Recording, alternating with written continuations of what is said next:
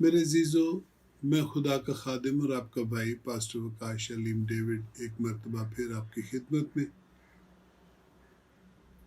جیسا کہ آپ جانتے ہیں کہ مختلف موضوعات کو لے کے اور بائبل کی جو ریڈنگ ہے، بائبل کو پڑھنا ہے، اس کی ریکارڈنگز وغیرہ آپ کی خدمت میں پیش کرتا ہوں، جو کہ انفرادی اور خاندانی اور اجتماعی عبادات میں مدد کرتی ہے۔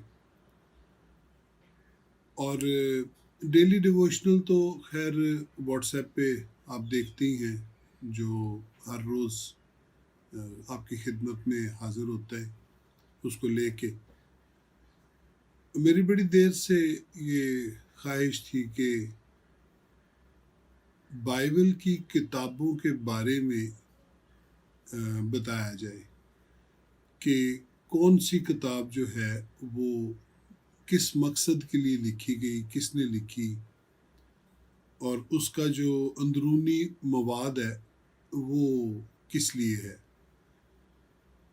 اسی سلسلے میں آج سے ہم شروع کر رہے ہیں ایک نیا سلسلہ، جس کو میں کہتا ہوں کہ کتابوں کے بائبل کی کتابوں کا ایک جائزہ۔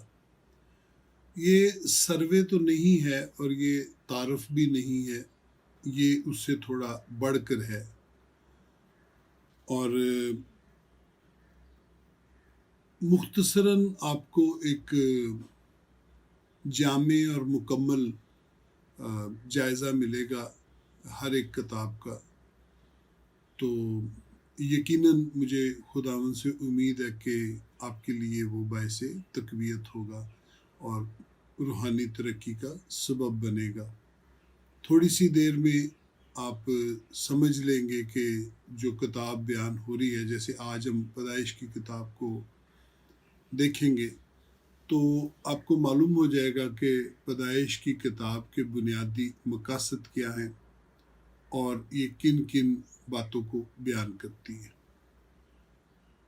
یہ تفسیر تو نہیں ہے، تفسیر تو خداوند نے مہلت دی اور ممکن ہوا تو میں آگے چل کے تفسیر بھی رکھوں گا پیدائش کی کتاب کی آپ کے سامنے، لیکن آج سے ہم اس کو جائزہ کو شروع کر رہے ہیں۔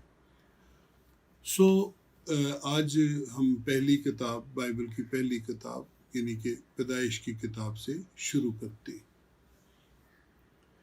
پیدائش کی کتاب جو ہے بائبل مقدس کی پہلی اور دوسری طویل ترین کتاب ہے۔ اس میں بہت ساری کہانیاں ہیں، بہت سارے واقعات ہیں جن کو مسیحی پڑھنا اور سننا پسند کرتے ہیں، جیسے کہ باغ عدن میں تخلیق کا کام، کائنات کی تخلیق کا کام، پھر نوح کا طوفان، اور اس کے بعد دنیا کا پھر سے آباد ہونا، اور پھر ایک شخص یعنی کہ ابراہیم کا چنا جانا، پھر اس کی بیٹوں کا ذکر، اور پھر یعقوب، اور یعقوب اسرائیل کہلایا، اور یہ ساری جو چیزیں ہیں، پھر یعقوب کا ایک بیٹا یوسف جو اپنے باپ کا بڑا پیارا تھا، اس کی کہانی بھی مسیحی حلقوں میں بڑے شوق سے پڑھی اور سنی جاتی ہے۔ یعقوب کے بیٹوں میں پھر ایک اور بیٹا ہے یہودا، جو کچھ خاص شخصیت کا مالک تو وہ نہیں تھا، لیکن بالآخر پھر اس کی ذات میں کچھ ایسی باتیں پائی گئیں کہ وہی چنا گیا کہ مسیح اسی کے قبیلہ سے، اسی کے خاندان سے آئے گا۔ یہ جو اس میں یہ ساری چیزیں بائبل کے اس کتاب میں، پیدائش کی کتاب میں پائی جاتی ہیں۔ پیدائش کی کتاب کا جو مرکزی موضوع ہے وہ ہے خدا کے بارے میں، تخلیق کے بارے میں، اور انسان کی، بنی نوع انسان کی روحانی نجات کے بارے میں کہ وہ کیسے نجات پائیں گے۔ اس کے بعد پیدائش کی کتاب ہی بائبل کے مقاصد کو بھی بیان کرتی ہے، یعنی کہ خدا کی ابدی محبت، لازوال محبت، اس کی پروردگاری، گناہ کی ہلاکت خیزی، خدا کا بنی نوع انسان کی نجات کا منصوبہ، اور ایمان لانے والا کیسے تعلیم اور اصلاح کو حاصل کرے کہ نجات یافتہ زندگی بسر کر سکے، یہ سب آپ کو پیدائش کی کتاب میں ملتا ہے۔ لیکن اس سے پہلے کہ ہم اس ساری تفصیل کو دیکھیں، ہم یہ دیکھتے ہیں کہ یہ کتاب ہمیں کیسے حاصل ہوئی اور کیسے ہم تک پہنچی۔ پیدائش کی کتاب کے واقعات ہزاروں سال پرانے ہیں، اور یہ یہودیوں کے آباء و اجداد سے ہمیں منتقل ہوئے ہیں، اور اس میں بھی بہت عرصہ لگا ہے۔ اور پیدائش کی کتاب جو ہے تخلیق کائنات اور انسانی تاریخ کا مکاشفہ ہے جو خدا نے موسیٰ کو دیا، اور اس نے ان مکاشفات کو بنی نوع انسان کے لیے لکھا۔ خدا کا اپنی ذات کا جو اظہار ہے اس کا بھی بیشتر ترین حصہ پیدائش کی کتاب میں پایا جاتا ہے۔ پیدائش کی کتاب کیوں لکھی گئی، یہ نہایت اہم سوال ہے، اور اس کی جو وجوہات ہیں وہ اس کتاب کو اور اہم کتاب بنا دیتی ہیں۔ مثال کے طور پہ کہ پیدائش کی کتاب ہی بتاتی ہے کہ بائبل کیسے کام کرتی ہے، خدا کا کلام کیسے کام کرتا ہے۔ پیدائش کی کتاب ہی ان اصولوں کو بیان کرتی ہے کہ خدا اور انسان کے معاملات کیسے چلتے اور بڑھتے ہیں۔ پیدائش کی کتاب ہی بائبل خدا اور انسان کے تعلق کو بھی بیان کرتی ہے، اور یہی کتاب بتاتی ہے کہ خدا نے خود کو بنی اسرائیل پر ظاہر کیا، اور بعد میں اپنے بیٹے مسیح یسوع کے وسیلہ سے خدا کے اظہار کا ہمیں یہاں پر یہ پہلو ملتا ہے جو کہ نئے عہد نامہ میں ہمیں نظر آتا ہے۔ لیکن پیدائش کی کتاب ہی خدا اور انسان کے بگڑتے ہوئے جو تعلقات تھے ان کو بھی بیان کرتی ہے۔ یہ بیان کرتی ہے کہ انسان کو کیوں تخلیق کیا گیا، اس کا مقصد کیا تھا، اور انسانی فطرت کیا ہے، یہ بھی پیدائش کی کتابیں بتاتی ہے۔ اور یہ بھی بتاتی ہے کہ ابتدا میں خدا نے انسانوں کو، بنی نوع انسان کو بڑی برکت دی تاکہ وہ ان مقاصد کو پورا کریں جن کے لیے وہ بنائے گئے تھے۔ لیکن بہت جلد ہم جان لیتے ہیں کہ بنی نوع انسان بڑے تو صحیح، لیکن پھر کچھ اچھا نہیں ہوا۔ یہی کتاب ہمیں بنی اسرائیل کے تعلق سے بھی بیان کرتی ہے کہ یہ لوگ کہاں سے آئے اور کیسے اس قوم کی ابتدا ہوئی۔ بے شک یہ کتاب یہودیوں کو بتاتی ہے کہ وہ کیسے نجات پائیں گے، اور پھر وہ دنیا کے لیے کیسے باعث نجات ہوں گے، کیونکہ روحانی نجات کا علم انہی کو دیا گیا تھا اور انہوں نے اس کو تحریر کیا۔ لیکن پیدائش کی کتاب غیر اقوام کو بھی بتاتی ہے، امید دلاتی ہے کہ وہ بھی نجات پائیں گے، کیونکہ خدا کا جو نجات کا پیغام ہے وہ یہودیوں کے ساتھ ساتھ تمام بنی نوع انسان کے لیے ہے۔ پھر جب ہم اس کو پیدائش کی کتاب کو تقسیم کرتے ہیں تو یہ بنیادی طور پر دو حصوں میں بٹتی ہے۔ پہلا حصہ جو ہے وہ باب 1 سے لے کے باب 11 تک ہے، اور اگلا حصہ جو ہے وہ باب 12 سے لے کے 50ویں باب تک، یعنی کہ 39 ابواب جو ہیں وہ پھر ہمیں بنی اسرائیل اور ان کے آباء و اجداد کے تعلق سے سارا کچھ بیان کرتی ہے۔ ان دونوں حصوں میں ہمیں خدا کے وعدے جو اس نے بنی نوع انسان کے ساتھ اور بنی اسرائیل کے ساتھ کیے وہ بھی ملتے ہیں، اور خدا کے یہ کہ وہ انہیں برکت دے گا، یعنی کہ لوگوں کو بھی جو ایمان لائیں گے اور بنی اسرائیل کو بھی، اور یہ برکات اور نجات کے ہمیں تفصیل وہاں پر ملتی ہے۔ پھر ان دو بڑے حصوں کے کچھ ذیلی حصے بھی بن جاتے ہیں، چھوٹے، یعنی کہ ہمیں خدا کی تخلیق نظر آتی ہے، یہ جو پہلے 11 ابواب ہیں، اب اس کو ہم مزید تقسیم کریں تو اس میں ہمیں خدا کی تخلیق نظر آتی ہے۔ پھر باغ عدن میں آدم کی نافرمانی، سزا اور لعنت کا بیان، اور پھر عدالت اور نجات کا کام بھی وہیں پر ہمیں نظر آتا ہے کہ نجات کا وعدہ کیا گیا۔ پھر ہمیں قوموں کا بیان ملتا ہے کہ قومیں کیسے بنی اور کہاں کہاں وہ سکونت پذیر ہوئی۔ مختصراً پیدائش کی کتاب کے پہلے 11 ابواب تخلیق کائنات، گناہ اور موت کے وارد ہونے، فنون کے ایجاد، قوموں کی ابتدا، اور خصوصاً نجات دہندہ یسوع المسیح کے کفارہ اور ابتدائی کلیسیا کے وجود و اعمال و احوال کا بیان ملتا ہے۔ پیدائش کی کتاب کے دوسرے حصے میں، جو کہ پیدائش 12 باب سے لے کے پیدائش کی 50ویں باب تک پھیلا ہوا ہے، اس پر ہمیں صرف بنی اسرائیل کا ہی ذکر ملتا ہے۔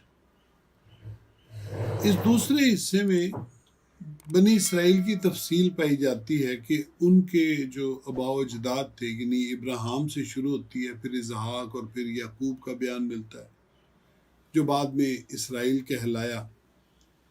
یعقوب کے بعد اس کے 12 بیٹوں کا بیان ملتا ہے، جن میں یوسف اور یہودا کی زیادہ تفصیل موجود ہے۔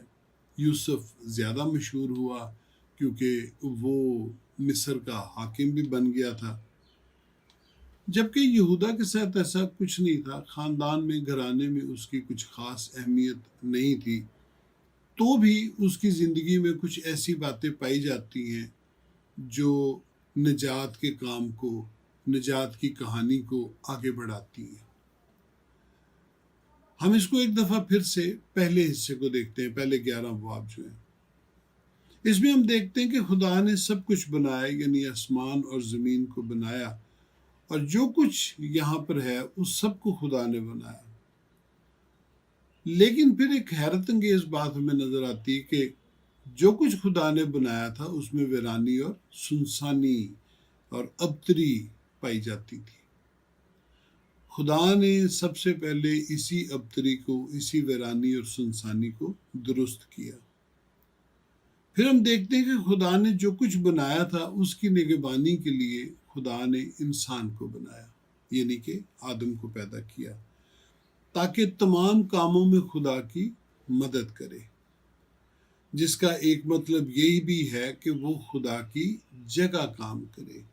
اور یقیناً آدم خدا جیسا ہی باغ عدن میں نظر آتا ہوگا، کیونکہ وہ خدا کی شبیہ اور صورت پر بنایا گیا تھا۔ خدا کا اختیار اسے حاصل تھا، وہ خدا کی صورت پر تھا۔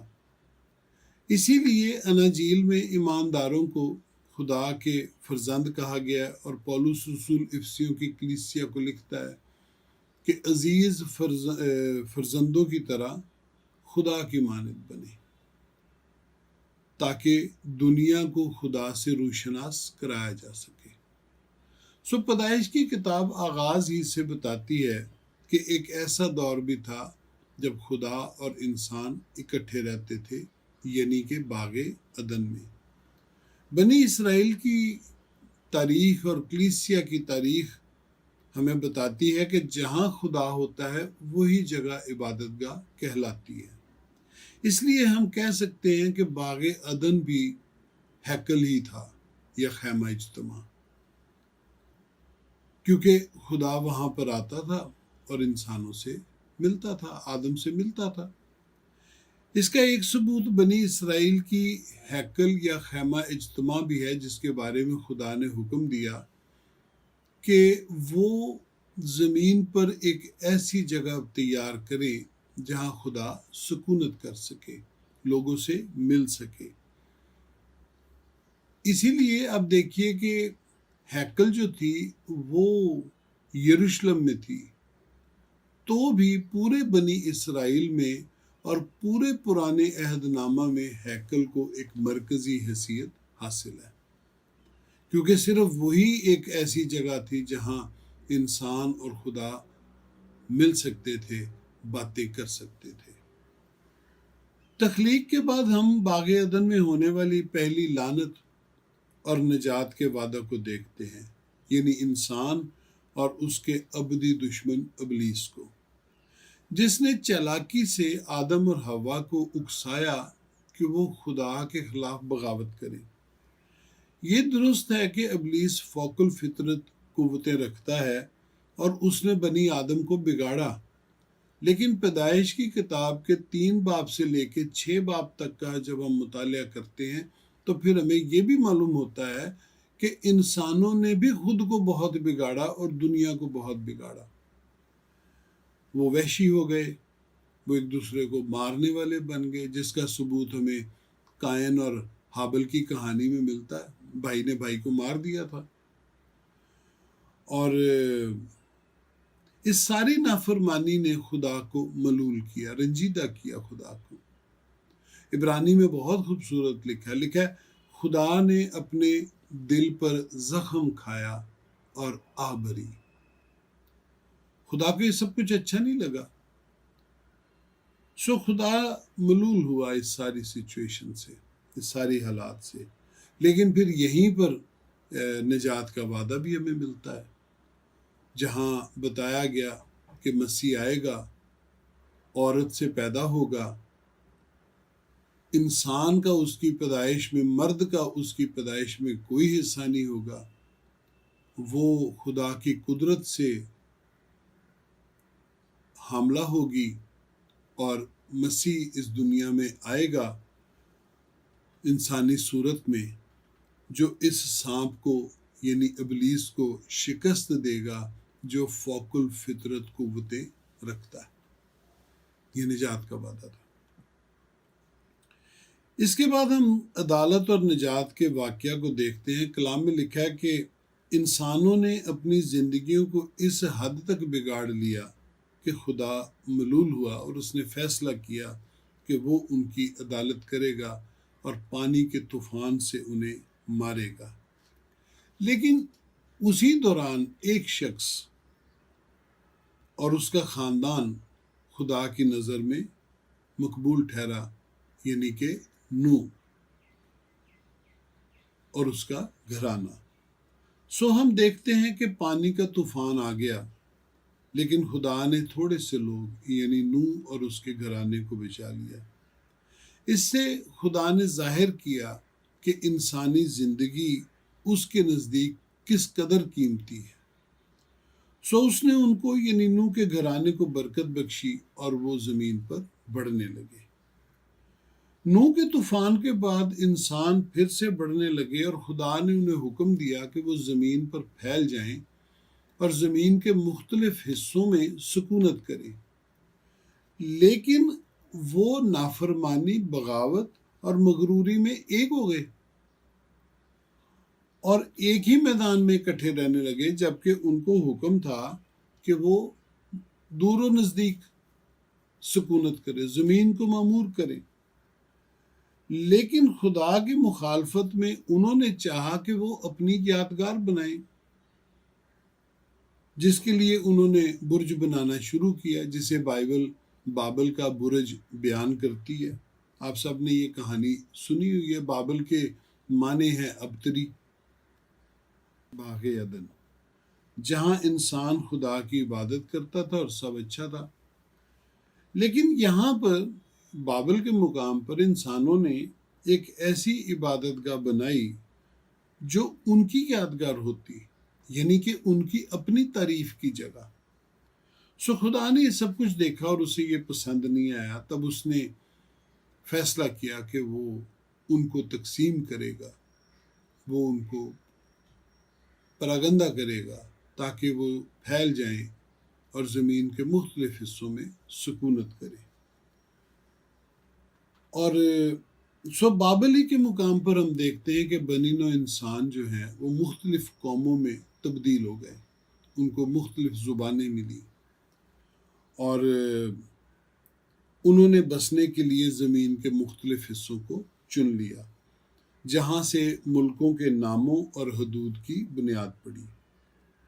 یہاں ہم دیکھتے ہیں کہ خدا نے انسانوں کی ہٹ درمی اور بغاوت کے سبب سے انہیں چھوڑ دیا اور انہوں نے اپنے لیے اپنے اپنے خداؤں کو یعنی کہ بتوں کو چنا کہ وہ ان کی پرستش کریں۔ لیکن پھر اسی بگڑی ہوئی دنیا میں ایک شخص ابراہیم نے ٹھانا کہ وہ خدا کی پرستش کرے گا۔ تب خدا نے بھی اس شخص کو اور اس کے خاندان کو مخصوص کر لیا کہ خدا بھی اسی کے ہی وسیلے، اسی کے ذریعے اپنے آپ کو مشہور کرے گا اور دنیا کو نجات دے گا۔ اس کے بعد ہم دیکھتے ہیں کہ باب 12 میں خدا ابراہیم کے پاس آیا اور اس سے برکتوں کے وعدے کیے۔ خدا نے اس سے کہا کہ وہ ابراہیم کو ایک بڑا یعنی کہ عظیم شخص بنائے گا، وہ ابراہیم کو برکت دے گا، اس کی اولاد بے شمار ہوگی جن سے قومیں اور بادشاہ پیدا ہوں گے۔ یہ وعدہ بہت اہم تھا کیونکہ ابراہیم اس وقت نہایت ضعیف شخص تھا۔ خدا نے اس سے وعدہ کیا کہ وہ اسے ملک کنعان دے گا اور وہ اس کی اولاد کی وراثت بنے گا۔ خدا نے کہا کہ دنیا کی تمام قومیں اس کی نسل کے وسیلہ سے برکت پائیں گی۔ برکتوں کی یہ فہرست ابراہیم سے اسحاق کو منتقل ہوئی اور اسحاق سے یعقوب کو اور پھر یعقوب کی اولاد یعنی بنی اسرائیل کو منتقل ہوئی۔ دوسرے حصے میں ہمیں ابراہیم کی کہانی جو ہے وہ پیدائش 12 باب سے لے کے باب 24 تک چلتی نظر آتی ہے۔ خدا نے اسے بلایا اور وہ اپنی تمام زندگی خدا کے وعدے پر کامیابی سے چلتا رہا۔ وہ اپنی زندگی میں کہیں بھی مستقل طور پر رہائش پذیر نہیں ہوا، بلکہ وہ اپنی تمام زندگی ملک کنعان میں مسافر کے طور پر رہا۔ اسے خدا نے آزمایا جس میں وہ کامیاب رہا کیونکہ وہ خدا پر بھروسہ اور ایمان رکھتا تھا، اسی لیے بائبل اسے ایمانداروں کا باپ کہتی ہے۔ ابراہیم کی زندگی اور بعد کی بنی اسرائیل کی زندگی میں بڑی حد تک مماثلت پائی جاتی ہے، کیونکہ جیسے ابراہیم اپنی زندگی میں پھرتا رہا، بعد میں بنی اسرائیل بھی ملک مصر سے نکلنے کے بعد بیابان میں 40 برس تک پھرتے رہے۔ اسحاق نے اپنی زندگی وعدہ کی سرزمین پر گزاری۔ وہ بہت بابرکت اور دولت مند شخص تھا۔ خدا نے اسے فراوانی بخشی تھی۔ اس کے 2 بیٹے تھے، یعقوب اور عیسیٰ۔ اسحاق کے بیٹوں میں بھی بنی اسرائیل کی زندگی کی مماثلت نظر آتی ہے، کیونکہ جب یعقوب نے اپنے باپ سے برکت لے لی اور پھر وہ وہاں سے چلا گیا، تو یہ دونوں بھائی بھی الگ الگ ہی رہے اپنے باقی زندگی۔ اور ملک مصر کی غلامی سے نکلنے کے بعد اور بیابان کے سفر کے بعد یشوع نے بنی اسرائیل کو وعدہ کی سرزمین میں بحیثیت قوم بسا دیا تھا، لیکن بہت جلد سلیمان بادشاہ کے بیٹے ربعام کے دور میں بنی اسرائیل کی سلطنت منقسم ہوئی اور 2 قبیلے ایک طرف اور 10 قبیلے ایک طرف ہو گئے، جو پھر بعد میں کبھی اکٹھے نہیں رہے۔ یعقوب اور عیسیٰ کی کہانی جو ہے وہ ہمیں بنی اسرائیل کی زندگی کا اس میں ہمیں عکس ملتا ہے۔ اس کے بعد ہم دیکھتے ہیں کہ یعقوب نے اپنے باپ سے بڑی ہوشیاری سے برکت لے لی تھی، جس کے نتیجے میں اس کو وعدہ کی سرزمین سے نکلنا پڑا اور وہ غیر ملک میں جا کے رہا، اور ایک طویل عرصہ بعد واپس وعدہ کی سرزمین میں آیا۔ یہاں پر بھی یعقوب کی زندگی میں ہمیں بنی اسرائیل کی زندگی کی مماثلت ملتی ہے، کیونکہ بنی اسرائیل بھی وعدہ کی سرزمین میں بس گئے تھے، لیکن جب انہوں نے نافرمانی کی، انہوں نے بت پرستی کی، تو پھر وہ اسیر ہو کر غیر ملک میں یعنی کہ بابل میں چلے گئے 70 سال کی اسیری کے لیے۔ اور جو 10 قبیلے تھے وہ इन दो कबीलों के 70 सालों से पहले, इनकी ये सीरीज शुरू होने से 130 साल पहले बाबल को जा चुके थे। तो वो भी एक अरसे बाद, यानी कि 70 साल बाद जो थे वो अपनी ज़मीन को, अपने वादा की सरजमीन में फिर लौटे थे जब उनकी असीरी ख़त्म हुई। और ये दो कबीलों की तो 70 साल बाद ख़त्म होगी, लेकिन वो जो 130 साल पहले चले गए थे उनमें से जो वापस आए, जो थोड़े से वापस आए, वो तो तकरीबन 200 साल बाद आए थे। इस तरह पैदाइश की किताब शुरू ही से बाद में होने वाले वाक़यात को पहले से बयान करती है, और इस तरह पुराने अहदनामा में होने वाले वाक़यात को हम पैदाइश की किताब में पहले ही से देख लेते और खुदा के मंसूबों को जान लेते हैं। बाब 39 से 50 के दरमियान याकूब के बेटों का हमें जिक्र मिलता है, जो इसराइल के 12 कबीलों की नुमाइंदगी करते हैं। इनमें से 2 बेटे बहुत अहम हैं। एक यूसुफ, जो अपने बाप का प्यारा था और उसके बाप ने उसे रंगीन कबा बना के दी थी, जैकेट के नीचे, कलरफुल जैकेट। वो अपने बाप का प्यारा था और बाप उससे बहुत मोहब्बत करता था, और यूसुफ ऐसे ख्वाब देखता था जो उसकी अजमत को बयान करते हैं। इसी वजह से उसके भाई उससे जलते थे, सो उन्होंने यूसुफ को गुलाम होने को बेच दिया। जहाँ वो आजमाया गया, उसकी खुदा के लिए उसकी मोहब्बत और वफादारी का इम्तहान हुआ, उसकी दानाई को भी आजमाया गया, लेकिन वो तमाम आजमाइशों में कामयाब रहा और फिर वो गुलामी से निकलकर उसी मुल्क का हाकिम बना। क्योंकि जब कहत ने बहुत से मुल्कों को तबाह किया, तब भी यूसुफ ने अपनी दानाई से न सिर्फ मुल्क मिस्र को कहत की तबाहाली से बचाया, बल्कि जो आसपास के दूसरे ममालिक थे उनको भी अनाज देकर उनको भी बचाया उसने।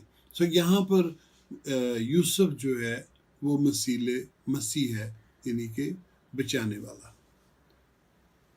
यहूदा जो है उसकी घराने में कुछ खास अहमियत नहीं है, और उसके कुछ फैसले तो बहुत ही बुरे थे, क्योंकि ये यहूदा ही था जिसने अपने भाइयों को मशवरा दिया था कि यूसुफ को बेच दिया जाए। तो उसी के मशवरे से यहूदा बेचा गया था, यूसुफ बेचा गया था। लेकिन फिर हम देखते हैं कि उसने खुद को हलीम किया, और फिर उसने अपने भाई बिन्यामीन की ज़िंदगी बचाने के लिए अपनी ज़िंदगी जो है वो दांव पर लगा दी। सो यहाँ पर यहूदा जो है वो मसीह का मसील है, क्योंकि वो अपनी ज़िंदगी फिदिया में देने वाला बना, यानी कि बिन्यामीन की खातिर। याकूब ने अपनी ज़िंदगी के आखिरी हिस्सा में अपने बेटों के तल्लक से जो पेशन गोइयाँ की, उसने बताया कि आने वाला मसाया जो है वो यहूदा ही की नस्ल से आएगा और दुनिया निजात पाएगी। इस तरह हम पैदाइश की किताब में आने वाले वक्त को यूसुफ और यहूदा की ज़िंदगियों में देख लेते हैं। ये पैदाइश की किताब का एक मुख्तसर लेकिन मुकम्मल और जामे जायज़ा है। उम्मीद है कि आपको इस तफसील से काफ़ी निजात को समझना आसान हो जाएगा, और आप ना सिर्फ खुद निजात पाएंगे बल्कि दूसरों के लिए भी बायसे निजात होंगे। अगर आपको ये वीडियो पसंद आई हो तो लाइक कीजिए, शेयर कीजिए और सब्सक्राइब कीजिए। और डेफिनेटली जब मैं कहता हूँ शेयर कीजिए, तो मेरा मतलब ये होता है कि खुदा का ये कलाम, खुदा की ये बातें बहुत से लोगों तक पहुँचे और वो निजात पाएँ। खुदावंद आपको बरकत बख्शे, जीते रहे।